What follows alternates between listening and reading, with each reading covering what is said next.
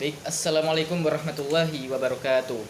Di sini saya Arvino Arli Maulidin dengan NIM 21410107006 akan mempresentasikan mengenai bab fikih, mata kuliah fikih, mulai dari bab awal hingga bab akhir. Yang pertama yaitu menjelaskan mengenai sejarah fikih di zaman Rasulullah SAW hingga zaman sekarang. Pada zaman Rasulullah, fikih mulai tumbuh dan membentuk dirinya menjelma menjadi perwujudan sumber, yang mana sumbernya yaitu berasal dari Al-Quran atau wahyu dari Allah dan juga berasal dari sunnah-sunnah. Fikih sendiri pada zaman Nabi Muhammad SAW ini terbagi menjadi dua periode, yang mana periode pertama yaitu periode Mekah, yang kedua yaitu periode Madinah. Periode Mekah merupakan periode di mana Nabi Muhammad SAW ini berada di Mekah, menetap di Mekah selama 12 tahun. Sementara periode Madinah yaitu periode di mana Nabi Muhammad SAW ini berada di Madinah selama 10 tahun. Fikih pada zaman sahabat. Fikih pada zaman sahabat yaitu dengan tujuan menyelesaikan persoalan-persoalan baru dalam para sahabat sehingga kembali pada Al-Quran dan Sunnah Nabi. Karena apa? Karena Al-Quran dan hadis merupakan sumber dari agama Islam atau sumber dari hukum itu sendiri. Fikih pada zaman tabi'in, fikih pada zaman tadwin dan taklik. Tadwin yaitu perkembangan ilmu Islam di dunia menjadi faktor utama dalam mendorong perkembangan hukum Islam. Hal ini disebabkan karena adanya penerjemahan buku-buku Persia, Romawi, dan Yunani dan sebagainya ke dalam bahasa Arab, sehingga ilmu jadi luas dan adanya upaya umat Islam dalam melestarikan Al-Quran baik dalam dicatat maupun dikumpulkan. Kemudian taklik yaitu masa ketika melemahnya para ulama ketika sang semangat dalam melakukan ijtihad mutlak dan mereka kembali pada dasar tasyri', yang mana itu mengistibhadkan hukum dari nas Al-Quran dan hadis. Fikih pada masa tokoh dan sahabat dan mazhab. Menurut Ibnu Saleh, ada 5 mazhab yang masyhur, yaitu yang pertama yaitu mazhab Hanafi, kemudian yang kedua yaitu mazhab Maliki, Syafi'i, Hambali, dan Zakafi. Tapi yang milik Zakafi ini kurang masyhur di kalangan umat Islam. Keempat mazhab ini berbeda-beda dalam menghasilkan hukum fikih. Hal ini karena perbedaan cara pengambilan dan metode yang digunakan dalam istibhad hukum. Sehingga perbedaan-perbedaan tersebut bukanlah dibuat-buat agar karya-karya raya Islam atau agar karya-karya Islam. Fikih pada zaman modern. Modernisasi atau pembaharuan adalah paham yang berusaha melakukan aktualisasi kembali, reaktualisasi sesuatu yang sebelumnya dianggap aktual, namun perkembangan masa dan tempat ia menjadi tidak aktual lagi dan kehilangan relevansinya. Dalam hal ini, modernisasi atau pembaruan hukum Islam melakukan mekanisme ijtihad, berbagai upaya melakukan pemahaman dan penafsiran terhadap Al-Quran dan hadis Nabi Muhammad SAW. Lanjut ke bab 2, yang mana menjelaskan mengenai memahami definisi dan urgensi ilmu fikih. Pengertian fikih sendiri yaitu secara bahasa adalah pemahaman yang benar tentang apa yang diharapkan. Hadis berikut menggunakan kata fikih sesuai makna bahasanya, di mana barang siapa yang berhendak menjadi baik maka Allah fakihkan dia terhadap Allah.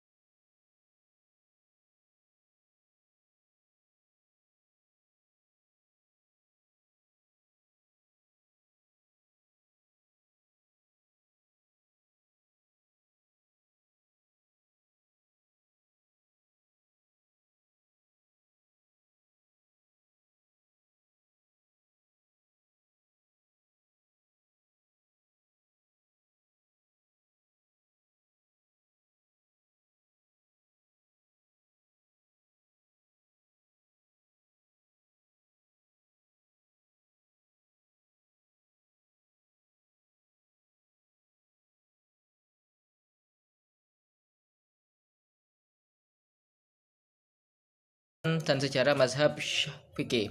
Pengertian dan sejarah mazhab fikih. Mazhab sendiri merupakan jalan pikiran atau metode yang ditempuh oleh seorang imam mujtahid dalam menetapkan hukum atau peristiwa berdasarkan Al-Quran dan hadis. Lahirnya mazhab ini tidak bisa terlepas dari perkembangan hukum Islam yang sebelumnya, yaitu pada masa Rasulullah SAW dan juga pada masa sahabat. Kemudian mazhab ini dibagi menjadi 4.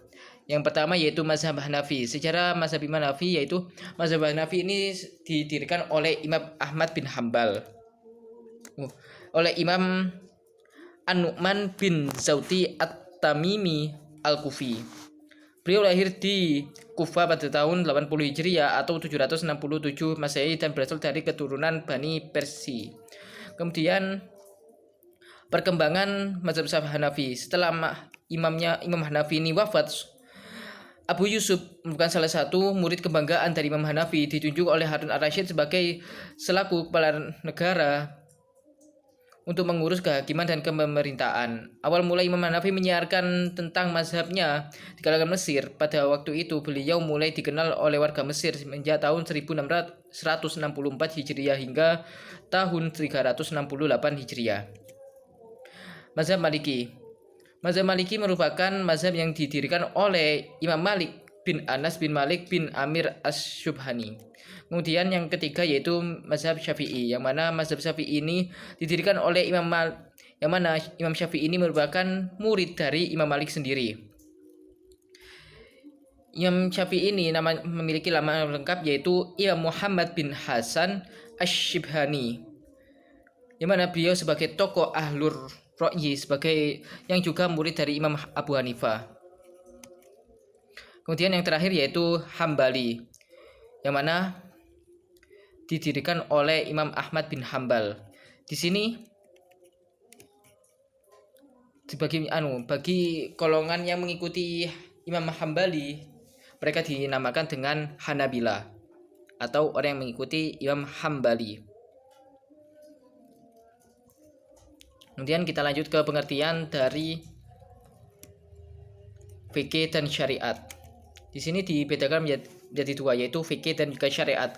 Fikih dalam bahasa Arab yang ditulis fikih, faqih, atau terkadang fikih dalam bahasa Indonesia memiliki arti paham atau pengertian. Jika berhubungan dengan ilmu dalam hubungannya dijelaskan dengan kata lain, yaitu ilmu fikih adalah ilmu yang mengurangi, menjelaskan, atau menjabarkan hukum-hukum dasar yang berasal dari Al-Quran dan ketetapan-ketetapan umum yang terdapat dalam sunnah Nabi.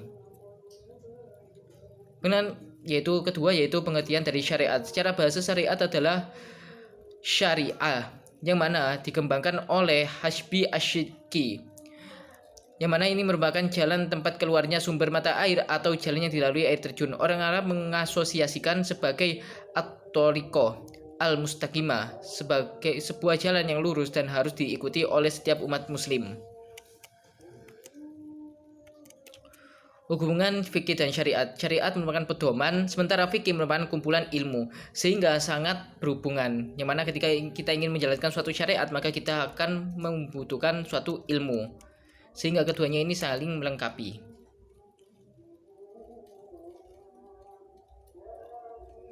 Fikih dan usul fikih. Pengertian fikih merupakan produk nalar dari mujtahid, sementara usul fikih adalah kaidah yang mendasari diraihnya potensi atau kemampuan kaidah menguasai hukum-hukum perbuatan. Perbedaan fikih dan usul fikih. Fikih merupakan ilmu yang membahas tentang hukum-hukum aktual yang dicari secara penetapannya, sedangkan usul fikih ilmu yang tentang suatu aturan dan pembahasan yang digunakan sebagai sarana untuk mengetahui hukum-hukum syariat. Ruang lingkup fikih itu terdapat pada hukum yang berbentuk amaliyah, yang mana digunakan untuk diamalkan oleh orang mukallaf. Sementara ruang lingkup usul fikih yaitu sumber dan dalil hukum yang di dalam permasalahannya. Kemudian kedua, bagaimana memanfaatkan sumber dan dalil hukum tersebut. Yang ketiga yaitu metode atau cara penggalian hukum dari sumber dan dalilnya. Kemudian yang ketiga yaitu yang terakhir, yaitu riba dan contohnya dalam perspektif 4 mazhab. Pengertian riba sendiri yaitu tambahan atau ziyadah, sedangkan menurut istilah riba adalah tambahan dan membesar, namun bukan semua yang tumbuh merupakan riba, sebab zakat memiliki pengertian tumbuh dan berkembang. Namun hal ini bukan termasuk riba. Pengertian riba sendiri menurut mazhab Hanafi yaitu kelebihan yang dilakukan pembeli dan penjual di dalam tukar menukar barang, namun bukan merupakan imbalan. Kemudian mazhab Syafi'i berpendapat bahwa riba adalah imbalan yang pada transaksi yang tidak diketahui takaran dan ukurannya. Kemudian menurut Imam Maliki, riba menurut mazhab Maliki yaitu hampir sama dengan mazhab Syafi'i. Sementara menurut Imam Hambali yaitu barang tertentu yang dapat ditukar dengan jumlah berbeda dan akan terjadi riba bila dilakukan secara tidak kontan.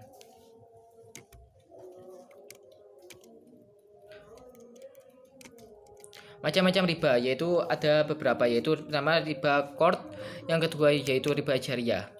Riba qard sendiri yaitu adanya syarat terhadap orang yang berhutang disebabkan adanya suatu kelebihan. Yang kedua yaitu riba jahiliyah, yaitu kelebihan yang diberikan dari seorang yang berhutang kepada orang yang membeli hutang dengan sebab tidak membayar pada waktu yang telah ditetapkan.